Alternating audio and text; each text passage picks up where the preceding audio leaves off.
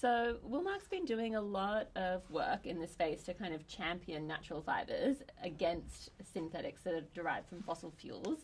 I particularly really loved the Wear Wool Not Fossil Fuel campaign, and I know there have been others. And I wonder if you could just tell us a little bit about, the impetus behind this work that you're doing, why it's so important.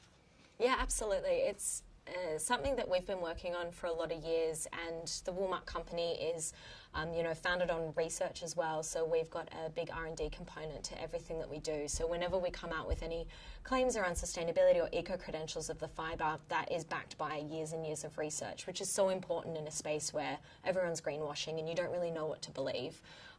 It was really important for us to come out with something around the fossil fuel industry, because I think for a lot of people, they don't actually realise, where synthetic fibres actually come from. And especially from a consumer perspective, to be talking to, customers about, they're getting rid of single-use plastics, plastics out of their home, getting rid of plastic bags, but not out of their clothing. So how do we actually change that conversation, make them realise what products that they're wearing, get them to start turning the label and having a look at the composition of the fibres that make up their garments, and use that to guide their purchasing decisions as well. I was talking about the research that we do and a lot of the claims that we have around biodegradability, renewability of the fibre. This is so important. We've got such a beautiful, renewable, natural, biodegradable fibre like cotton or like wool.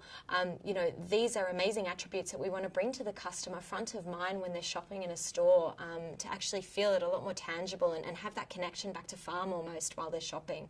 Yeah, I think it's so important, right? And I think really, when we talk about polyester and nylon and say these are plastics, I see it in people's eyes. They're like, what? Hang on, plastic's really bad. That's what compute. Yeah, and when we can have this lineage all the way back to the farm and to, these wonderful, farms in Australia, I think it does really kind of have an emotional connection for the consumer that's very powerful.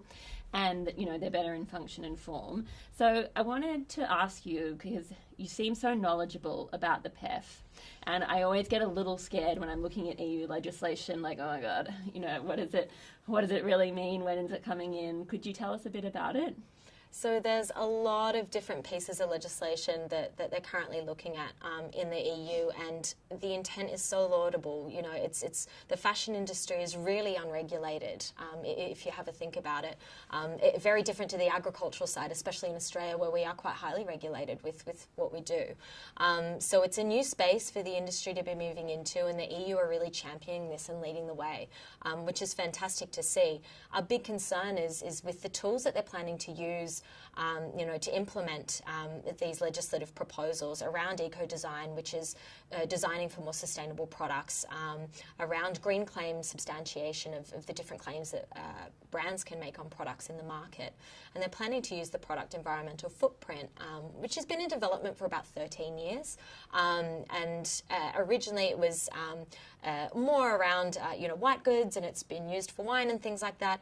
And now they're looking to apply that for the first time on the apparel and textile industry, which has farmed and mined fibres. And so this is where we're really seeing, the inability of this tool to compare like with like.